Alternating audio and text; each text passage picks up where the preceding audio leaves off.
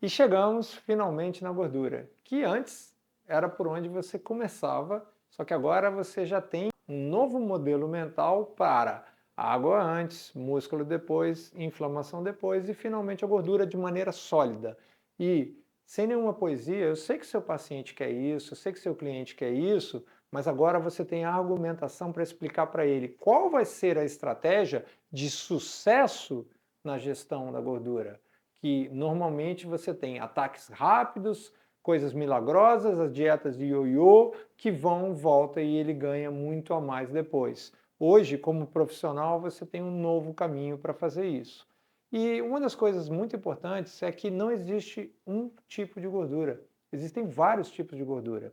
Pensa no exemplo do esquimó, que ele não usa uma palavra para definir neve, ele tem dezenas de palavras para definir neve, porque para ele uma neve que ele pisa em cima e ele afunda é bem diferente de uma neve escorregadia ou qualquer outra coisa. Você também não pode simplesmente falar gordura. Como profissional de saúde na área de composição corporal, é importante você saber os tipos de gordura que existem. E as coisas começam, vou dar alguns exemplos aqui iniciais, tá? A ser reveladas mais quando você tem métodos de imagem. Então, por exemplo, isso aqui é uma tomografia, uma ressonância, onde foi feito um corte abdominal, e aqui no corte da direita você vê que eles estão colorindo os diferentes tipos de gorduras que existem no corpo. E isso é um negócio que faz toda a diferença na saúde. Então, nesse corte aqui, você já vê, por exemplo, a diferença na gordura abdominal subcutânea, que a gente costuma classificar apenas em gordura abdominal subcutânea, aquela que você pega com a mão. Não é verdade. Existe uma gordura abdominal subcutânea mais superficial e até dá para ver aqui uma linha muito discreta e uma gordura subcutânea mais profunda. E por incrível que pareça, essa aqui é benéfica para a saúde. E essa aqui não é benéfica para a saúde. Então, não é uma maneira tão simples e tão rápida de você determinar. Às vezes, você pode até por observação visual tentar entender um pouco melhor isso. E muitas vezes o método de imagem pode te ajudar nessa decisão. Saiba que diminuir gordura superficial em mulheres pode não ser bom para a saúde. Às vezes ela não tem uma gordura subcutânea profunda e ela tem uma camada saudável de gordura abdominal subcutânea. E quando a gente está falando disso aqui, aparecem alguns conceitos super interessantes, que é um dos conceitos chamado TOF. TOF é uma sigla em inglês para magro por fora, gordo por dentro. Então tem pessoas que quando você olha para ela, elas são magras no sentido de seu olho achar. Só que quando você faz uma ressonância, dentro tem muita gordura. Então esse é o conceito do TOF, tem o contrário também, ou seja, olhar nem sempre é o suficiente. E a gordura mais maléfica de todas é a famigerada gordura visceral, que pode ter também em pacientes que do lado de fora não parecem ter sobrepeso gordo. Você olha para a pessoa, por exemplo, uma compleição como a minha, e eventualmente eu poderia ter mais gordura visceral. A gordura visceral é a gordura que adoece. Mais rapidamente, de forma mais intensa, o nome já diz, você sabe, é a gordura que está em volta dos órgãos, tá? E quando você está falando de gordura nos órgãos, eles começam a gerar uma série de problemas. Um deles é a esteatose, que é a gordura no fígado.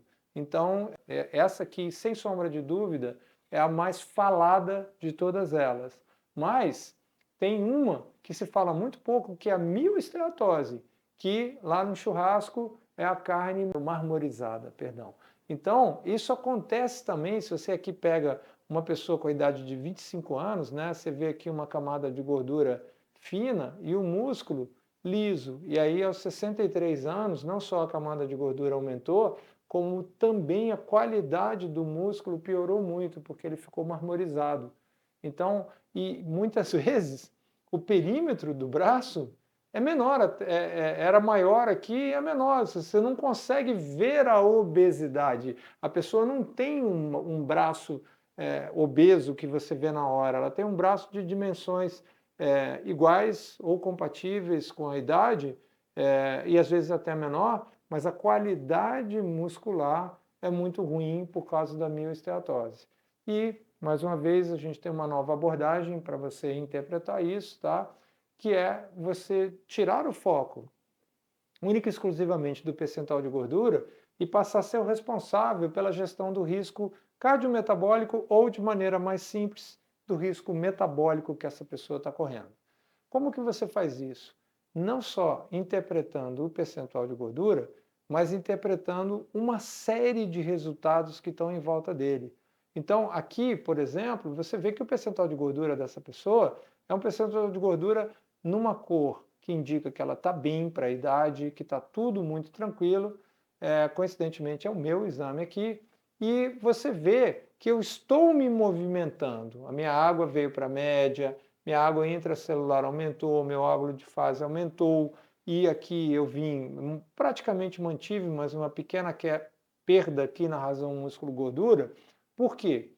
Se você for me analisar apenas pelo percentual de gordura, você pode dizer que eu estou saudável. Na época eu tinha 59, hoje eu estou com 60 anos, no dia dessa gravação, e você poderia dizer que eu estou saudável. Só que se você tiver mais informação sobre mim, sobre inflamação, sobre a razão músculo-gordura, sobre a força, sobre pré-sarcopenia, risco cardiometabólico e tudo mais, você provavelmente pode me dar uma informação sobre qual a taxa de risco que eu estou submetido. E isso, no meu caso, eu sairia da tua sala com você me dizendo: parabéns, seu percentual de gordura está legal, sendo que eu posso estar submetido a um alto risco cardiometabólico. Então, o foco em gordura não é o suficiente para você apoiar o seu cliente mais. É muito pouco. E aqui, ó, a gente tem dentro do seu sistema, na BIA, diferentes formas de você marcar o risco cardiometabólico, tá? Aqui deles, o mais simples e talvez o mais poderoso é a relação cintura-estatura, que nada mais é do que você medir a cintura da pessoa e dividir pela altura. A regra do jogo é muito simples. A cintura não pode ser maior do que metade da altura. Quando a cintura é maior do que metade da altura, o ponteirinho entra no amarelo e o risco cardiometabólico está aumentado. O meu, felizmente, está aqui, mas perto do ponto de corte. Ou seja, ainda tem vantagens para mim. E ao longo do tempo eu vim me monitorando e eu estou mais ou menos numa linha reta. Lá na pandemia a coisa piorou, agora eu estou tentando melhorar. Só que talvez o ideal é que nos próximos anos ou meses eu viesse mais para dentro da faixa de risco menor. E você pode também, se você se der o trabalho de lançar triglicerídeos e HDL, ver também o risco pelo índice de adiposidade visceral. E por último, a gente acabou de lançar um módulo novo que te ajuda muito na gestão do risco cardiometabólico, que é o módulo onde você consegue gerar um avatar 3D partindo de 2 fotos e o uso de inteligência artificial. E aqui, gente, é que a coisa fica muito interessante, porque você passa a ter todos os dados antropométricos, comparação de 2 exames para você ver do ponto de vista antropométrico a alteração, e aqui na direita vários marcadores que vão te dar qual é o risco cardiometabólico que o seu paciente, seu cliente está submetido. E muito importante, você sim, sempre tem o percentual de gordura, mas lembra, o meu percentual de gordura pode estar num valor aceitável e o meu risco pode estar num valor inaceitável. E o seu paciente, claro, ele quer emagrecer, mas lembra, ele também não quer ter um AVC, ele não quer ter um infarto, ele não quer diminuir a expectativa de vida saudável dele. Ou seja, todas essas novas tecnologias estão disponíveis para você cuidar da gestão de risco cardiometabólico. Terminando aqui a nossa série de aulas, tá? Eu volto lá praticamente na primeira aula para te falar.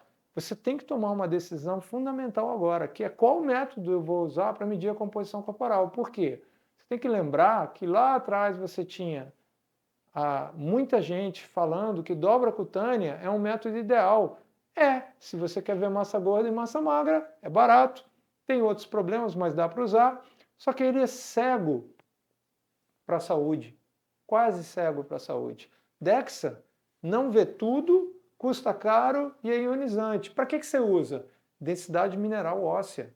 Ele é padrão ouro para densidade mineral óssea, mas não é padrão ouro para tudo na composição corporal. E a Bia, aqui já um pouco atrasado, a gente já tem gordura visceral, é o método que, no dia a dia, com custo baixo, te permite ver de forma muito mais abrangente, tá? Então, o resumo muito grande, a gente tem uma nova visão sobre a maneira que você gerencia a composição corporal, que é o método amigo. Se você identifica que alguém tem uma má composição corporal, uma saúde ruim, você tem que começar resolvendo hidratação, proteger ou criar músculo, gerenciar e reduzir a inflamação, entender a gordura e o risco cardiometabólico e conduzir essa pessoa a uma boa composição corporal e uma saúde cada dia melhor, o que é muito mais poderoso do que ficar apenas olhando para a gordura. Então, com isso aí eu agradeço o tempo de vocês nesse curso, assistam essas aulas várias vezes, elas estão disponíveis para vocês aqui gratuitamente. Obrigado pela atenção.